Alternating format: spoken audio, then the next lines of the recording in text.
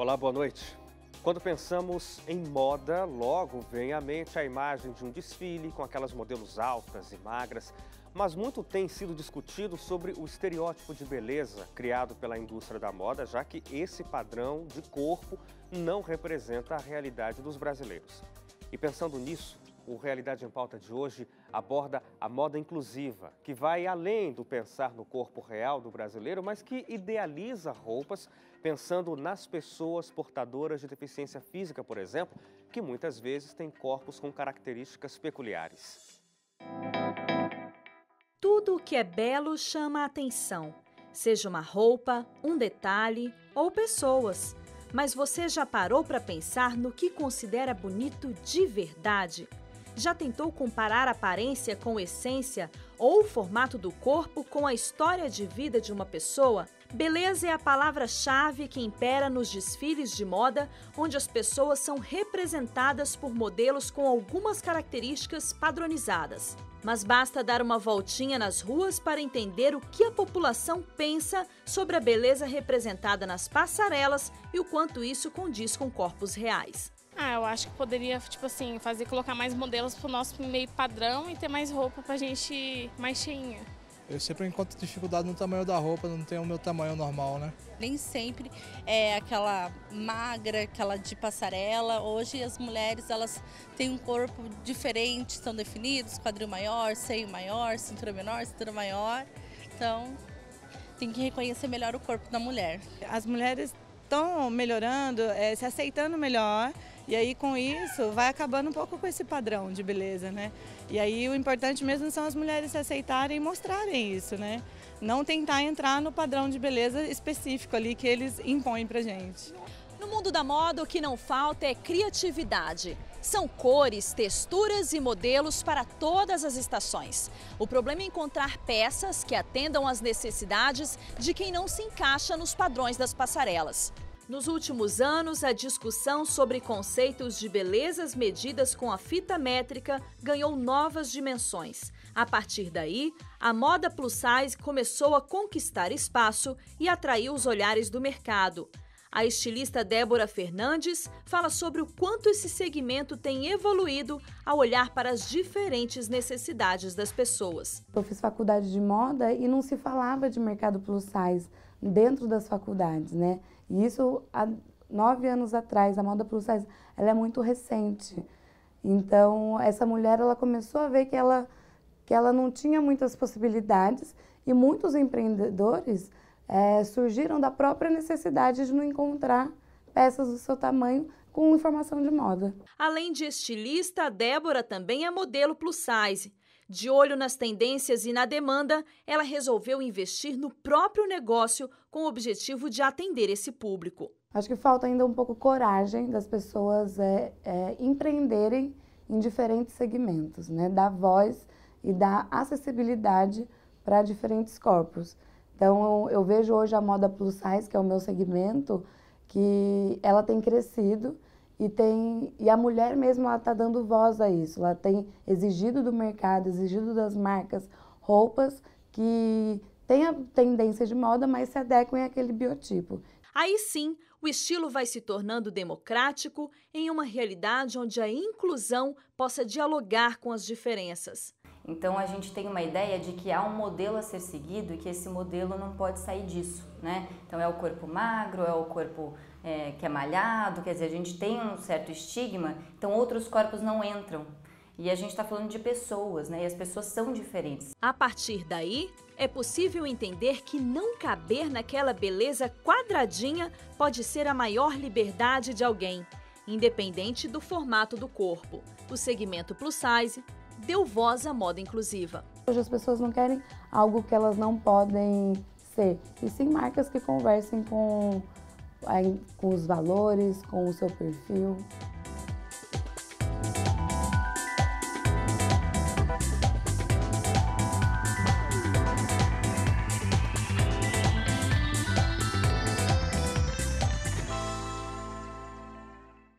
Muito bem, e aqui dentro do estúdio hoje eu tenho o prazer de receber Lindóia Bernardino Garcia. A Lindóia é gestora da Associação Ágape, que fica em São José dos Campos, no interior de São Paulo. Lindóia, primeiro, muito obrigado pela sua colaboração, por aceitar o nosso convite para estar aqui no Realidade em Pauta.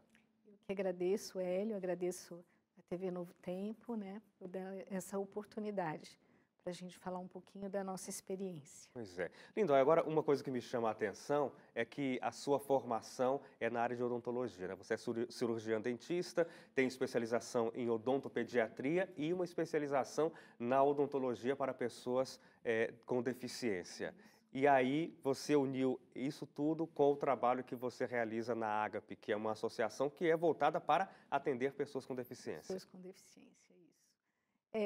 Eu tenho um filho, né, com síndrome de Down, e isso me motivou a me envolver com a causa da pessoa com deficiência. Eu já participei de várias entidades lá em São José dos Campos, e nesses últimos 20 anos eu tenho trabalhado com a Associação Ágape para Educação Especial, que é uma entidade que trabalha com pessoas com a inclusão, tem um foco na inclusão da pessoa com deficiência. A inclusão, esse inclusive é o ponto que a gente quer abordar muito no programa de hoje, até por conta da matéria que a gente mostrou aí, uma forma de inclusão também. O que é que falta para que a gente consiga ter no Brasil inclusão de fato? Ou eu volto à pergunta, faço uma outra pergunta. Nós estamos num caminho adequado para a inclusão da pessoa com deficiência na sociedade, Lindóia? Eu acho que já avançou bastante no Brasil.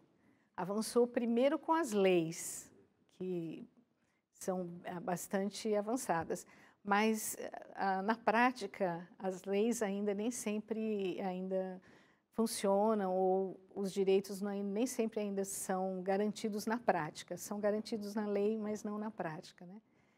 Então eu acredito que nós já avançamos, mas ainda tem muita coisa. E esse avanço é devido à luta das pessoas com deficiência, das famílias e das instituições especializadas que atendem essas pessoas. Sim. Realmente conquistamos muita coisa, mas ainda falta muita coisa. Agora, por que, eu não sei se dá para responder isso, se existe uma resposta simples, mas por que apesar de nós termos leis que obrigam, por exemplo, que há inclusão, acessibilidade, por exemplo, em alguns casos, é item obrigatório, mas por que ainda é preciso que se lute para que essa legislação seja efetiva? Isso é histórico, né? No Brasil, acho que não só no Brasil, é histórico e tudo depende de muita luta. As conquistas são a partir de lutas, né? E eu penso que muita coisa que já foi conquistada na lei, aos poucos nós estamos conseguindo que isso na prática aconteça. E vamos continuar lutando para que, né, a qualidade de vida da pessoa com deficiência, a inclusão real, né? Porque a inclusão não é colocar a pessoa dentro de um espaço. A inclusão é garantir a ele participação, acolhimento, né? Que ele tenha voz, que ele tenha cidadania. Então, isso a gente vai conquistando aos poucos. Isso me leva a uma outra dúvida. Até a gente estava conversando um pouco antes de começar a gravação, Lindóia. Quando é que a gente pode considerar que uma pessoa está incluída? É quando ela foi colocada em um determinado lugar, mas ela tem a participação, ela tem a interação, ela tem voz, né? Vez, aí ela está incluída. Agora, quando você permite que ela participe de um espaço, mas você não deixa ela interagir, não dá a oportunidade dela participar de tudo que está acontecendo ali, que ela não tem voz, então ela não está incluída. Ela só está inserida no espaço. Há uma diferença. Com certeza. A inserção e a inclusão. Agora, a gente fala muito no Brasil, nos últimos anos, sobre a inclusão, sobre as necessidades de políticas públicas, de uma mudança na sociedade, mas a gente pode ficar dependendo exclusivamente de ações políticas? O que o cidadão pode ou deveria fazer para colaborar com a necessidade dessa inclusão? Então, a política é importante. É importante a política pública, a mudança na legislação, a garantia dos direitos, tudo isso é importante. Mas a atitude das pessoas também.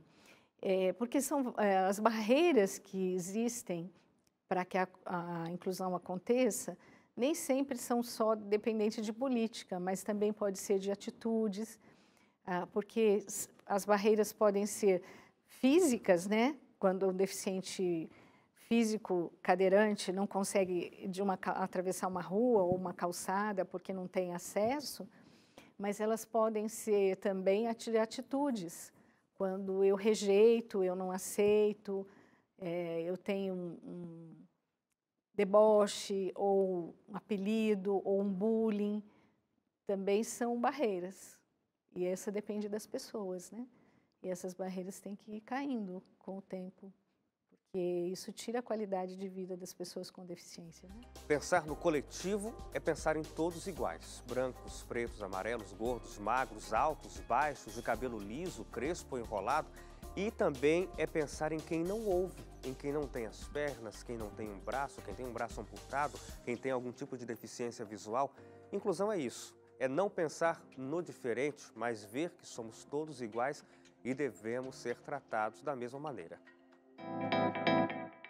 Refletir as mudanças da sociedade é um dos poderes que a moda tem. E trabalhar a favor da inclusão é dar voz às diferenças e respeito à beleza da diversidade. Mas a mesma sociedade que fala sobre inclusão ainda lança olhares curiosos sobre o que é diferente. É o que acontece todas as vezes que a Silvana sai para comprar roupas ou fazer qualquer outra atividade. Ela conta que considera a moda uma ferramenta de comunicação com o mundo. Eu colocando uma roupa da qual já mostre minha deficiência, eu não preciso ficar explicando todas as vezes que eu chego numa fila, todas as vezes que eu chego num estacionamento. Então, eu já evito esse tipo de problema. Eu coloco uma roupa que já fique mesmo assim, eu chego e as pessoas já notem. Mas eu gostaria, às vezes, sim, de colocar a calça e não ter que, enfrentar as pessoas. Ai, mas por que você tá numa preferencial? Olha, aqui é preferencial, por que você tá usando?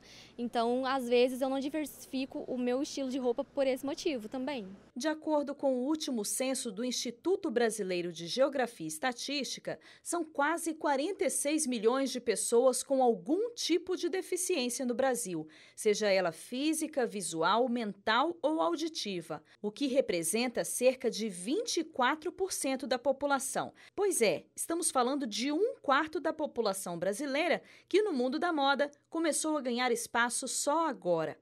Michele Simões havia acabado de se formar quando sofreu um acidente que a deixou paraplégica em 2006. Ela, que sempre foi padrão passarela, sentiu na pele as dificuldades de uma cadeirante e percebeu que precisava fazer alguma coisa para dar voz à inclusão na moda. Então, a informação é muito importante e é nesse viés que eu procuro trabalhar. Produzir informação de moda para que tanto a indústria como os consumidores consigam se perceber nesse mercado. Eu acredito que isso vai estreitando uma relação que é ainda distante pelo estranhamento, pelo medo que existe de se falar de corpos com deficiência. As pessoas geralmente têm uma insegurança. E se eu fizer alguma coisa? E se eu der um fora? Então, assim, a gente entender que pessoas com deficiência são pessoas, por isso que são pessoas com deficiência. Foi aí que ela desenvolveu um projeto chamado Meu Corpo é Real, um mini documentário onde as pessoas com deficiência viram modelos. O objetivo é mostrar que a diversidade dos corpos existe e isso não deve ser visto de maneira negativa. Meu Corpo é Real, ele veio da principal necessidade que eu percebia de dar voz ativa aos consumidores com deficiência. Eu percebia que ainda existe, né, muitos porta-vozes que acabam fazendo trabalhos muito legais, mas que acabam não deixando o próprio deficiente falar por si. E na moda eu percebia que existia uma completa falta de informação relacionada a isso. A gente acaba excluindo no momento em que a gente coloca um padrão, né? Então, assim, eu penso que eles têm muito a ganhar emocionalmente nesse aspecto porque eles se sentem incluídos. Poxa, há um mercado que também olha para mim. Há um público que também se preocupa com o que eu gosto, né? E não fica só destinando isso para um nicho ou para um eixo de mercado, né? Então, assim, é também eles se sentirem incluídos porque eles também são muitos. Eles também têm expressão. Se a gente pega dados, a gente vê o quanto de pessoas deficientes tem, por mais que a gente não veja o tempo todo, mas elas existem. São consumidores e têm a mesma necessidade de ter estilo. Aline Moreira que o diga. A promotora é vaidosa e adora usar peças que valorizam a beleza, mas ela confessa que faltam opções que atendam às necessidades de um cadeirante. Eu acho que A gente precisa mostrar para eles que estamos aqui. Se a gente não procura, eles nunca vão saber. Então, por exemplo, se eu tô em casa, nunca saio, não quero, por exemplo, uma blusa cheia de brilho para sair para uma festa, para alguma coisa. Se eu não vou buscar aquela roupa, eles não vão saber como fazer.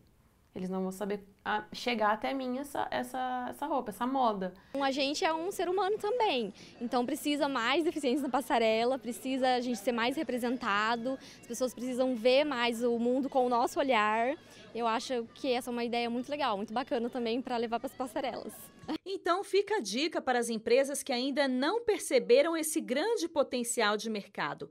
No Brasil, alguns estilistas já trabalham ideias de coleções inclusivas com alguns detalhes que facilitam a troca de roupas e a exploração dos movimentos.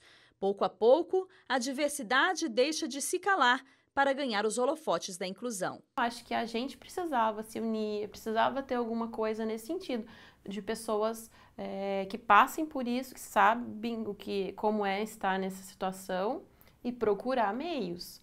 Fazer uma campanha, não sei, nas redes sociais, né, de como se vestir, ou achar lojas que queiram fazer promoções e algo desse tipo, para que a gente possa mostrar que a gente está aqui, precisa daquelas roupas, precisa daquela moda, precisa daquilo para poder sair, para poder se vestir. Eu acho que a importância da gente falar sobre isso é quebrar os estereótipos que a gente tem em relação a tudo aquilo que é diferente. A gente vem de uma forma de entender o mundo onde tudo tem que ser igual. E eu acredito exatamente no oposto. Eu acho que o diferente faz a gente enxergar as coisas de uma maneira muito mais positiva. Porque o diferente traz crescimento. O diferente traz um debate muito mais interessante do que todo mundo estar condicionado a uma coisa só. Dentro do estúdio, Lindóia Bernardino Garcia, ela é gestora da Associação Ágape, conversa com a gente hoje a respeito desse assunto, a inclusão. Lindóia, a inclusão é para todos? A inclusão é para todos. Todos precisam ser incluídos na sociedade, porque eu acho que todos temos esse direito de ser acolhidos, Sim. de ser respeitados como cidadãos, né? De ter voz, de ter participação. Então, a inclusão é para todos. A inclusão escolar é que, às vezes, suscita alguma discussão com relação a escolas estarem preparadas para receber todos e alguns que têm essa dificuldade de interação e de inserção na escola regular. Claro. Mas a inclusão é para todos. Sim, é interessante isso que você disse, porque no Brasil a gente tem a legislação que diz que a escola pública ela precisa estar apta a receber pessoas com deficiência, alunos com deficiência. E aí passa pelas questões de acessibilidade, né, rampas nas salas de aulas, acesso fácil para quem precisa quem tem alguma dificuldade de locomoção. Isso. E precisaria ter também profissionais qualificados para tal. Isso. Mas às vezes a realidade não é essa em todas as escolas, tendo em vista as dificuldades que a gente tem na nossa educação. Mas quando o pai, a mãe, percebe que, olha, eu acho que esse não é o melhor para o meu filho, ele pode ter essa opção, dizer, não, eu quero o meu filho numa escola que está mais adaptada a essa realidade. Não vai ser a pública, vai ser uma particular ou, quem sabe, alguma associação especialmente destinada a isso. Então, o Plano Nacional da Educação atual do Brasil, que foi feito em 2014, ele ainda permite a educação especial, a sala especial, onde todos os alunos têm deficiência. Ainda permite. E os pais ainda têm essa oportunidade de escolher. Porque a inclusão, a escola realmente tem que se preparar para ela, né? Porque o aluno precisa ser respeitado nas suas necessidades, nas suas peculiaridades, né? Na verdade, todos não somos iguais, né? Mesmo sem deficiência, temos as nossas peculiaridades. E as pessoas com deficiência têm necessidades específicas. E aí isso precisa ser respeitado para que a inclusão dê certo. A instituição que você representa, a Associação Ágape, que fica em São José dos Campos, no interior de São Paulo, trabalha com a inclusão, mas trabalha principalmente a questão da educação, né? Da educação não só da pessoa deficiente, com deficiência, não só da família, mas pensando também na sociedade. Como a sociedade precisa se habituar a isso, se adaptar a isso e aceitar. Como é que a gente pode falar para as pessoas que, quem sabe, estão acompanhando a gente e tem, às vezes, algum tipo de dificuldade? Eu não digo preconceito, Lindóia, mas uma dificuldade de saber como lidar com uma pessoa com deficiência. O que eu posso fazer para garantir que a pessoa com deficiência seja incluída aqui no ambiente onde eu estiver, seja na escola, no trabalho, seja, quem sabe, no bairro por onde a pessoa caminha. Como a pessoa pode saber o que fazer, como agir para garantir a inclusão pela parte dela? Então, primeiro a gente precisa ter empatia, né? Empatia é uma palavra que significa eu me colocar no lugar do outro, né? Então, se eu convivo com uma pessoa que tem deficiência visual, ou auditiva, ou física, ou intelectual, eu tenho que me colocar no lugar do outro, saber a dificuldade, para sentir a dificuldade que ele tem, né? Então, começa por aí, eu tenho que ter empatia.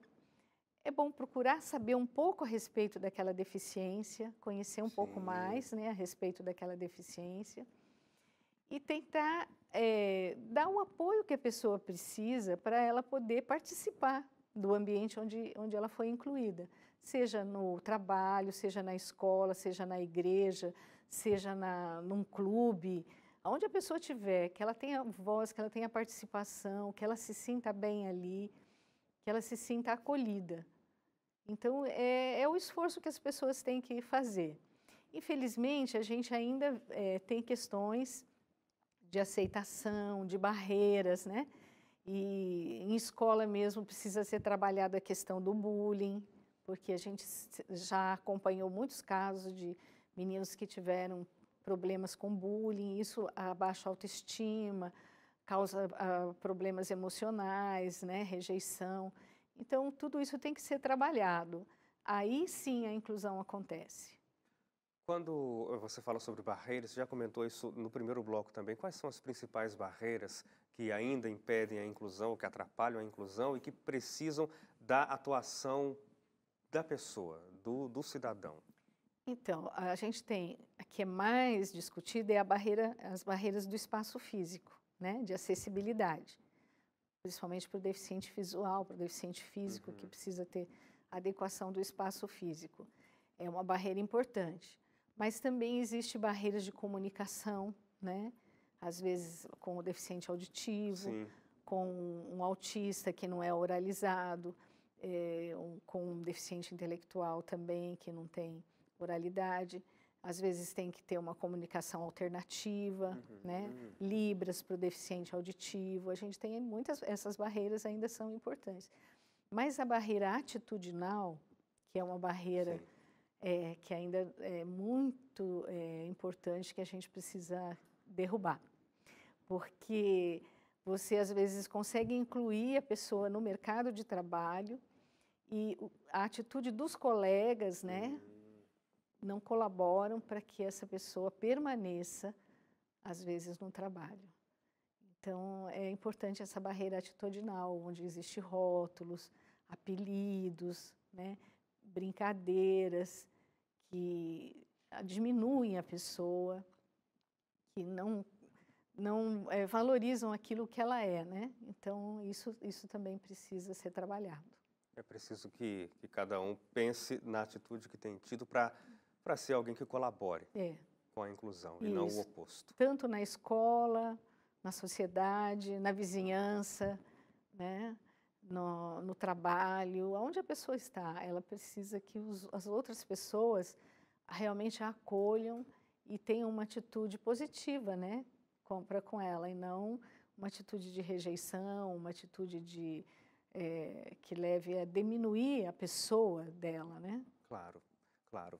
Lindóia, eu agradeço muito pela sua colaboração com a gente aqui. Foi excelente ter essa conversa contigo. Muito obrigado. Obrigado você, Hélio, e obrigado também à TV Novo Tempo de dar essa oportunidade. Agradeço a Associação Ágape que permitiu a gente ter a sua participação aqui hoje. A você de casa também, muito obrigado. A gente fica por aqui e você pode rever esse nosso programa lá no nosso site, como sempre, novotempo.com/jornalismo. Desejo a você uma boa noite e até o próximo encontro. Tchau, tchau.